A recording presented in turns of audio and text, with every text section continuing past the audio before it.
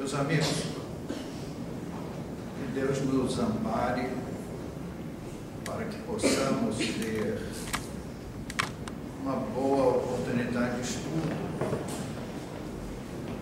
esses ensinamentos que transpiram da espiritualidade maior para nosso amadurecimento de alma. A editora inglesa Macmillan, de Londres, publicou em 1971 a autobiografia de Leslie Flint, sob o título Voices in the Dark, em very good português, Vozes no Escuro. Leslie Flint, para os espíritas brasileiros, ele é um solene desconhecido. Dificilmente alguém vai dizer assim, eu conheço o trabalho de Flint. Eu já fiz esse teste e as pessoas revelaram desconhecer o assunto. Leslie Flint foi, sem sombra de dúvida, o médium mais extraordinário na especialidade de voz direta, que é um fenômeno de efeitos físicos. No nosso grupo, nós aprendemos com os mentores espirituais e exercitamos alguns trabalhos de voz direta.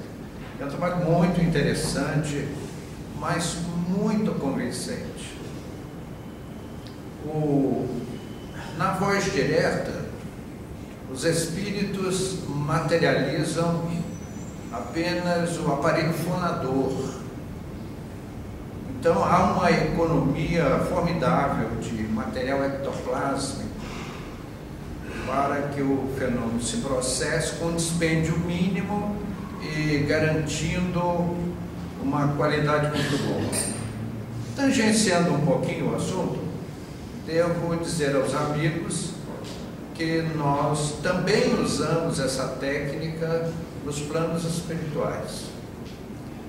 Os espíritos em maior dificuldade, em maior sofrimento, eles não conseguem enxergar, ter o mais ínfimo contato com os espíritos mais adiantados. Então usa-se o material ectoplásmico do corpo espiritual de alguém presente que tenha exercitado esse trabalho e se faz a materialização de uma garganta, de um aparelho fonador, para que os espíritos de menor nível possam receber uma mensagem de uma instância maior. Mas voltando ao Sr. Leslie Flint, ele foi uma criatura assim extraordinária e seria ocioso fazermos uma comparação entre Chico Xavier e Leslie Flint. Há muitas semelhanças. O que nos traz uma convicção de que há um planejamento, porque não é possível que tudo isso seja obra do acaso. Quem é o acaso? O acaso não é nada nem é ninguém, e nada e ninguém pode fazer um planejamento extraordinário como tudo isso que nós observamos no estudo da mediunidade. Então Leslie Flint, como Chico Xavier, ambos nasceram em cidadezinhas do interior. Leslie Flint no interior da Inglaterra e o Chico Xavier em Pedro Leopoldo, que à época era uma vila no interior de Minas Gerais. Ambos, coincidência muito grande, estudaram até o 4º ano do grupo escolar da prefeitura local. Chico em Pedro Leopoldo, Flint no interior da Inglaterra. Nasceram pobres, viveram pobres, morreram pobres. Dedicaram assim toda a vida à obra da mediunidade. Chico Xavier como psicógrafo e Leslie Flint em Voz Direta. Ele chegou a fazer alguns trabalhos assim de materialização, né? Mas não era o seu compromisso com a mediunidade. O Flint, ele nasceu no interior da Inglaterra, praticamente não conheceu, o pai ele não conheceu, e a mãe foi uma moça que só fez ser aquela reprodutora, né? Após o nascimento do menino, ela era muito jovem, entregou à mãe o menino e foi gozar a vida, como ela mesma disse. Então ele foi criado pela avó materna, que era uma senhora analfabeta, mas de rígidos valores morais, muito rigorosa com isso. O Chico viveu 91 anos, mas nos últimos anos ele estava realmente muito acabado e dedicou um pouco mais que 60, 61 anos à mediunidade. Flint dedicou 35. E quando ele passou dos 60 anos, ele resolveu escrever suas memórias, para não deixar aquela bagagem se perder. E há uma razão. Claro que tudo isso é inspirado pela espiritualidade. O trabalho do Chico era o livro, e o livro se autodefine. Ninguém precisa escrever, fazer a biografia do Chico, embora tenham feito, aqui mesmo já falamos algumas vezes sobre a vida e obra de Chico Xavier. Mas o que interessa da mediunidade do Chico são os livros, e o nosso grande amor por esse incansável batalhador do Cristo. Mas Flint, como era uma mediunidade de voz direta, as palavras morrem no ar. Então era importante fazer uma biografia. Então ele diz no seu livro Voices in the Dark, ele era um homem feliz, que fez muitos e bons amigos, diz que aprendeu muito com os espíritos, tornando-se uma pessoa melhor. Para que os amigos façam uma ideia, esse fenômeno de voz direta, ele não pode ser feito assim à luz plena. A psicografia do Chico era feita, né, quantas vezes, luz assim, está o Chico aqui escrevendo, não sei como o Chico não cansava de escrever tanto. Os amigos terem uma ideia, ele escreveu 419 livros, fora alguns com coautoria e mais, pelo menos uns 50 livros sobre o Chico Xavier. Então, o Chico foi exportando. Então, Flint escreveu as suas memórias e ele se queixava de que com as igrejas ele não sentiu apoio nenhum. Muito ao contrário, os seus mais ferrenhos adversários eram justamente os religiosos tradicionais. Mas, como dizíamos, é uma característica mediúnica que não pode ser feita assim, à luz plena. Então foram feitos, e mais tarde, no grupo que ele participava, apareceu lá um cavalheiro que era um estudioso do assunto e que orientou alguns recursos que melhoraram muito o trabalho. Os amigos fizeram uma ideia, eles bolaram uma cabine que bloqueava totalmente a luz e um microfone perto da cabine. Então o resto podia ficar iluminado desde que o médium ficasse protegido da luz.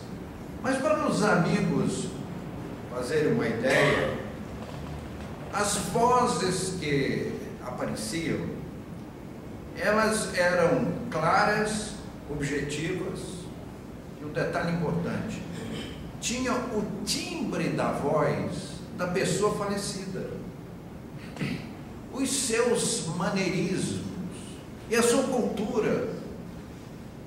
Então, quando vinha lá alguém, eu vou citar um exemplo prático. Um dia chamava-se, Flint fundou uma instituição de nome Templo da Luz, perto de Londres. Eu estou queimando algumas etapas porque o assunto é muito palpitante, mas o relógio não para, né? Flint começou o seu trabalho naquela cidadezinha do interior da Inglaterra, mas o trabalho cresceu tanto que ele teve de se mudar junto com os amigos para as vizinhanças de Londres, que à época já era uma grande cidade, como é hoje, né? Londres é uma cidade imensa. Então, só para citar um exemplo prático, ali chegava muita gente, e os espíritos se manifestavam em voz direta, e ninguém tinha controle sobre aquilo, muito menos o médium. E na assistência tinha um senhor incógnito.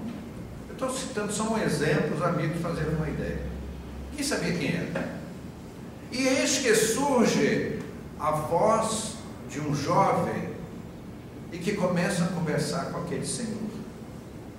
E na conversa todos viram que ele era um famoso escritor de nível internacional, e aquele espírito que se comunicava era o seu falecido filho. Então vejam, amigos, conversando aquelas particularidades entre pai e filho, e com os modos do rapaz na língua local, e os assuntos que só o pai e o filho sabiam. Como Leslie Flint, numa cabine fechada, podia saber que tinha ali um senhor com essa característica, um grande escritor. Então ele fez uma solene descoberta. As vozes falavam na língua local, às vezes em línguas estrangeiras, e falavam às vezes em línguas mortas, cujas gravações tiveram que ser submetidas a especialistas naquelas línguas para que eles fizessem a tradução do texto apresentado pelo Espírito. Então, meus amigos, vejam bem, Leslie Flint, se ele fosse brasileiro, ele falaria fumo e vordemo, mas claro, no inglês é diferente, não é? Então, ele era uma pessoa simples, rústica. E como iria, por exemplo, numa certa feita, ele fez uma apresentação na TV inglesa, que foi assistida por milhões de pessoas nas ilhas britânicas e Europa, uma transmissão simultânea. E qual foi a voz que se apresentou? Do ex-ministro da Justiça da Inglaterra, que era um intelectual, que fez um belíssimo discurso naquela verborragia extraordinária dos juristas da época, pedindo que fosse banido da legislação inglesa a pena de morte, que era um resquício da barbárie. Então, meus amigos, você falar numa rede de televisão já é uma coisa complicada. Imagine naquela linguagem erudita. Então, Leslie Flint ficou assim, feliz da vida ao ouvir aquele discurso culto de um homem de uma formidável bagagem intelectual e jurídica, a criticar as leis inglesas no que diz respeito à pena de morte. Então isso, todos esses fatos, haveria de mexer com os inimigos do espiritismo profundamente. Apareceram assim críticas muito engraçadas.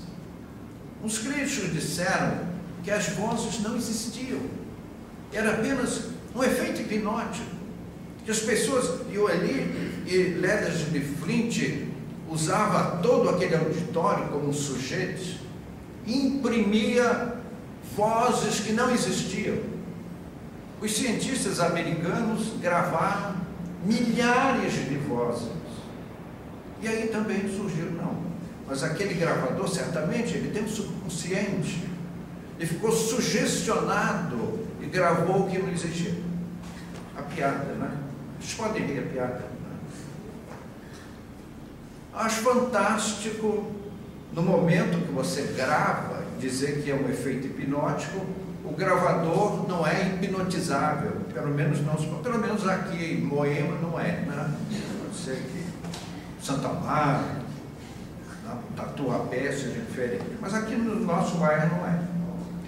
Outra coisa, vozes que falavam em outras línguas. Vejam, amigos, Leslie Flint era uma pessoa simplista, simplória. Ele falava um péssimo inglês, porque era uma pessoa de baixa cultura, era um sujeito do povão lá das Brenhas da Inglaterra. E como aparecer textos gravados em outros idiomas? Algumas pessoas disseram que ele era um ventríloco. Vocês sabem o que é ventríloco? Aquele do boneco, assim, que parece que é o boneco que fala, né? O cara esconde assim a boca e o boneco fala. Então ele era um ventríloco. Assim, coisas. E que era tudo assim, fraude. E os cientistas, especialmente os pesquisadores americanos, fizeram uma série de testes para jogar por terra e mataram um a um esses argumentos. Para os amigos fazerem uma ideia, um dos testes que eles fizeram foi colocar no pescoço de Leslie Flint um aparelho chamado laringofone. O laringofone, ele é um microfone, mas você pode colocar ele assim, ao lado de um canhão e dar um tiro que ele não reproduz nada. Você põe um alto-falante a uma distância grande e põe o laringofone, que é um canhão, dá um tiro, o alto-falante não faz nada. Mas no momento que você junta, conecta, pressiona o laringofone contra a laringe da pessoa, aí o alto-falante fala. Ele então só capta as vibrações sonoras no contato com a laringe. Isso é o laringofone. Então o que os cientistas fizeram? Colocaram um laringofone no pescoço do seu Flint. Ataram a sua mão com cordas, um lacre e um papel colado com a assinatura 2 cientistas. E colocaram o alto-falante ligado àquele laringofone no local distante. E lá ficaram 2 cientistas monitorando. E aí as vozes chegaram, falaram, pintaram os canecos, o alto-falante de controle não deu um pio. Então não era Leslie Flint que falava, eram os espíritos. Eles formam uma garganta um pouco acima da cabeça do lado esquerdo do médico. E é essa garganta que é invisível ao olho nu. Eu nunca fui lá pôr o dedinho para ver se ela deve ter alguma massa, algum contato, mas era assim que funcionava. Vejam só, amigos, aquelas pessoas, aquelas vozes, apareciam vozes masculinas, vozes femininas, vozes de criança, de adulto, de idosos, vozes com seu timbre, e era isso que era o mais importante, era o timbre de voz, porque assim como a impressão digital, cada voz tem um timbre. Existem rigorosos estudos, não há 2 vozes absolutamente iguais, há harmônicas que se espalham do aparelho fonador, que são particulares de cada pessoa. Então uma pessoa, para o ouvido humano, que não é perfeito, alguém pode imitar uma voz, mas não fica igual. O exame técnico vê que há uma diferença. Então, as vozes, os timbres de vozes são como impressões digitais, o que constou nos laudos dos cientistas que estudaram o fenômeno Flint. E vejam só, amigos, era uma coisa assim, uma aventura que não tem tamanho. Nós vivemos isso no nosso grupo e sabemos o que isso causa de emoção. Então, era muito comum, todas as sessões, apareciam pessoas que eram agraciadas com a comunicação dos seus entes queridos.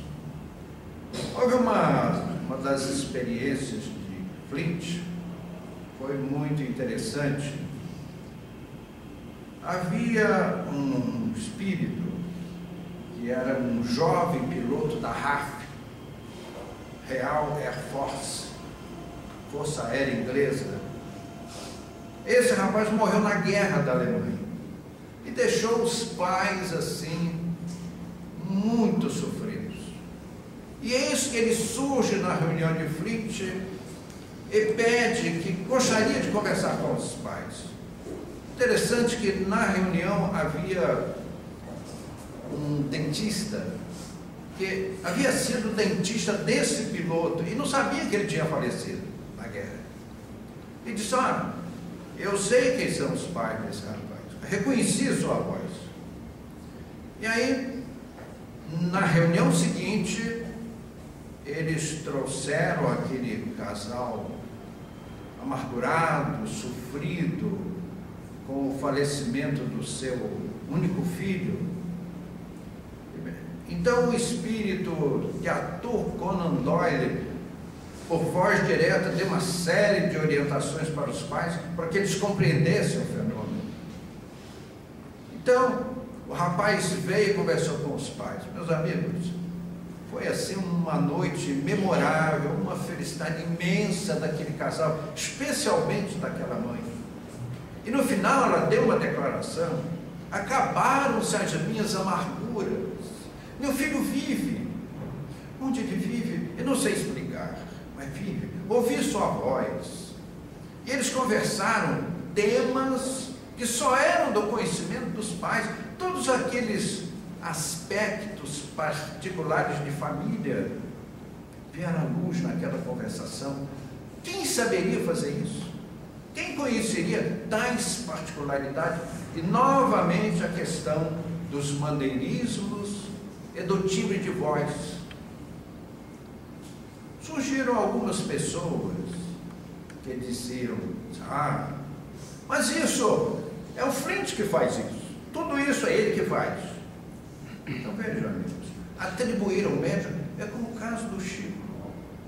Falando redondo, o Chico escreveu 500 livros. Cada livro, as primeiras edições eram esgotadas no prelo. Os livros ainda não tinham ido para as livrarias e aquelas edições já estavam esgotadas. E todos os livros do Chico foram best-seller e deram um banho a nível mundial. Aí depois veio o Chico e não aceita um centavo daqueles livros, doou todos os direitos autorais para instituições filantrópicas. E dizia ele: os livros não são meus.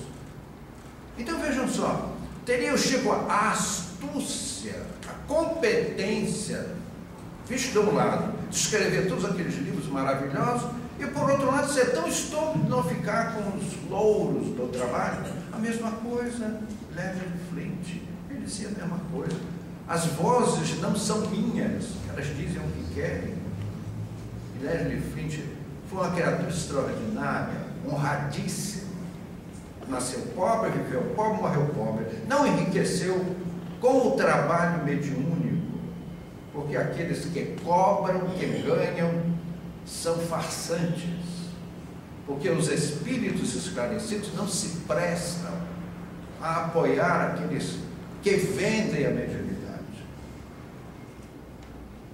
Logo no começo das suas experiências, Leslie Flint teve, como dissemos, a sua primeira experiência na casa da sua avó.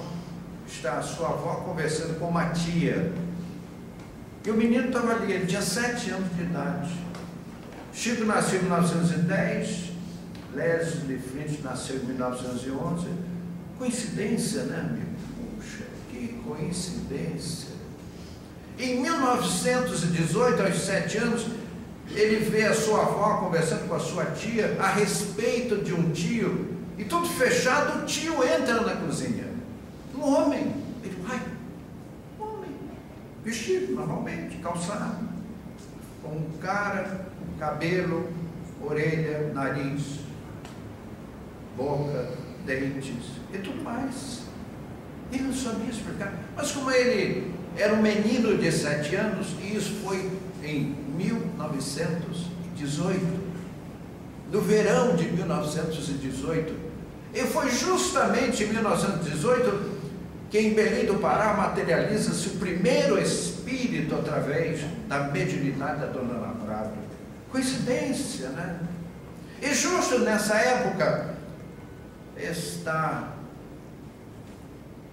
estão os espíritos inspirando Monteiro Lobato para a publicação do livro notável A Menina do Nariz Arrebitado, que foi um estouro de publicidade, foi um best-seller, publicado e ilustrado em belíssimos coloridos pela primeira vez no mundo pelo Di Cavalcanti, o célebre pintor. Por acaso, né? E Chico Xavier estava começando o seu trabalho mediúnico, meus amigos. Coincidência, né?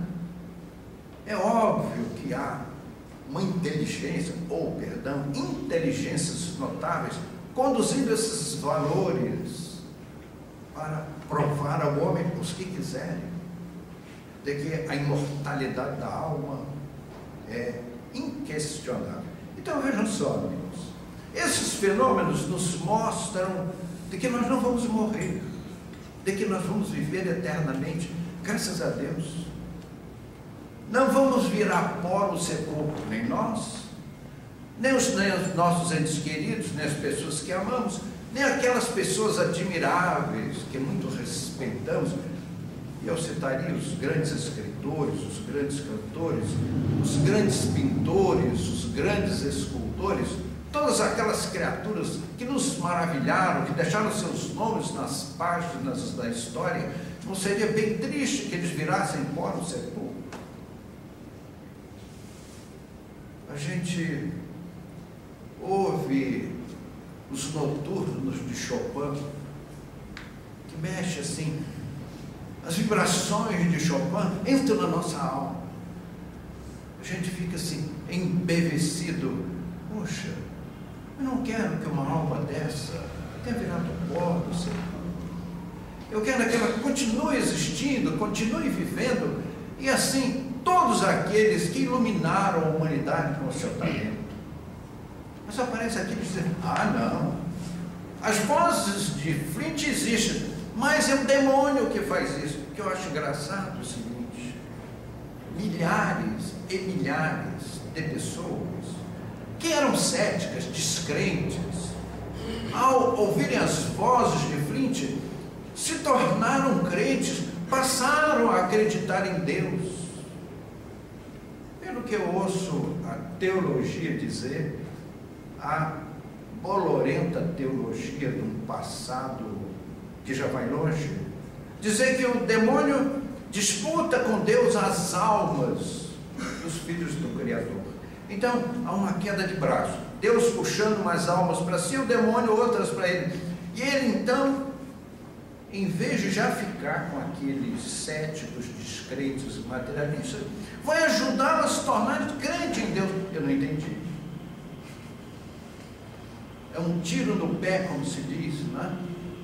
Então, meus amigos, a obra de Leslie Flint é um verdadeiro encantamento. Ele estava no começo da sua obra, ele começou a participar como médium de uma instituição espírita na Inglaterra. E quando terminou a sessão, ele foi para casa, a casa da vovó, que é um lugar ótimo para a gente morar, né? Com a vovó. Ele chegou em casa, tinha uma carta para ele. A avó de Leslie Flint era analfabeta, então ela não ousou abrir a carta. Quando ele abriu, olhou, a carta era remetida por uma médium alemã de Munique, dizendo num bilhetinho: senhor Flint, em anexo uma carta para o senhor. E eu vou abrir um parênteses. O menino Leslie Flint era apaixonado pelo cinema. Era um menino que vivia com grandes dificuldades e o seu lazer, sua felicidade era o cinema. E ele era fã ardoroso daquele grande ator que faleceu em 1926, aos 31 anos de idade, Rodolfo Valentino. Vocês lembram, né? Eles eram criança e Rodolfo Valentino fazia sucesso na Broadway. E ele chorou amargamente, porque amava muito Rodolfo Valentino. Era o seu fã incondicional. E quando ele abre a carta, tinha o bilhetinho da médium. Vai em anexo a carta de Rodolfo Valentino para o senhor Flint. E foi ele que me deu o seu nome e seu endereço. Agora ficou assim perplexo, porque quem era Flint naquela época? Um menino pobre, um João ninguém. Como é que vem de Munique uma carta para ele com um texto de Rodolfo Valentino? Ele leu aquilo ali e chorou de emoção. Na semana seguinte ele foi para a reunião espírita que ele participava. E na reunião espírita eles usavam o método da tipologia. Já falamos sobre isso aqui. Os espíritos batem. Você coloca um alfabeto, ao pé de cada letra um número. Por exemplo, uma batida é o A, 2 batidas é o B, 3 batidas é o C, 4 batidas é o D. Então, 2 ou 3 pessoas ficam anotando os números das batidas e formam as palavras. Simples, né? Puxa, cara inteligente. Pois bem, começa a tipologia e ela dita literalmente toda a carta de Leslie Flint recebeu de Rodolfo Valentino. Era uma prova inquestionável da comunicação dos mortos com os homens. Leslie Flint, com a sua extraordinária mediunidade, ele se convenceu rapidamente que ele era um consolo dos sofredores. Quantas pessoas ali chegavam em lágrimas, sofridas pela partida dos seus amados, e eis que esses amados voltavam pela mediunidade de Flint com o seu timbre de voz, com seus maneirismos, com o seu idioma, com as suas particularidades, conversando com a pessoa. E eram pais, eram mães, eram amigos, cônjuges. Uma das experiências muito interessante, teve uma dama inglesa que ela casou-se 3 vezes, que coisa, né? E ela era assim, versada em sepultar maridos. Ela casou-se 3 vezes e sepultou os 3. E eis que uma das reuniões de Leslie Flint, ela apresenta-se e aparecem os 3 maridos. Dona Flor e seus 3 maridos. E vem aquela grande pergunta: como é que fica a mulher que teve 3 maridos no plano espiritual? Complicado, né? Principalmente 3 sogras, é muita coisa, né? Então, meus amigos, o casamento legal, aquele lá do cartório de pessoas civis, de pessoas naturais, é uma política humana, é uma regra, uma legislação puramente humana. No mundo espiritual, nós nos ligamos às pessoas que amamos, não às pessoas com as quais nos consorciamos na terra, porque nós vemos inimigos terríveis do passado dividindo o mesmo leito, cônjuges que se odeiam e moram sob o mesmo teto, que nós temos muita pena numa situação dessa. É uma situação lamentável. mas para reconciliar esses espíritos, a pedagogia divina às vezes une sobre o teto, o mesmo teto, inimigos do passado. Meus amigos, um belo dia na sessão de frente apareceram duas senhoras incógnitas. Quem sabia quem era? Eis que surge na voz direta o rei Jorge V e fala com elas, cita-as nominalmente, e elas disseram no seu testemunho: impossível desconhecer a voz daquele a que servimos durante tantos anos, as suas formações verbais, os assuntos tratados. E ele disse a elas: tragam aquele que me serviu com tanto denodo na próxima sessão. Na reunião seguinte, surgem essas duas senhoras, que eram duas damas palacianas, acompanhadas de um distinto cavalheiro, incógnito também. E quem aparece na voz direta? A rainha Vitória, e que o chama de James. Estabelece uma longa conversação de mais de uma hora entre Sua Majestade, ex-majestade, porque, meus amigos, na pátria espiritual só tem uma majestade, que é o Cristo. O Senhor Jesus é o nosso rei, nosso amigo diletíssimo. Caem os pijamas, caem as coroas após o fenômeno chamado morte, e bem todos aqueles espíritos que querem conservar os seus títulos depois da morte. Então, meus amigos, muitas e muitas pessoas se tornaram crentes em Deus, aceitaram a doutrina espírita pela mediunidade daquele jovem. Mas uma das mais tocantes experiências, estourou a guerra da Alemanha. A mortandade era terrível, especialmente os pilotos da RAF. E uma senhora distinta, de boa condição socioeconômica, resolveu promover uma grande reunião com as mães daqueles mortos na guerra. Então vieram mães, e para garantia do fenômeno, elas vieram incógnitas. Então um auditório enorme, cheio de senhoras, e um detalhe é que uma delas teve um problema com o trem e atrasou-se muito. E quando chegou, já encontrou a porta fechada. E sentou-se num banco ao lado da porta.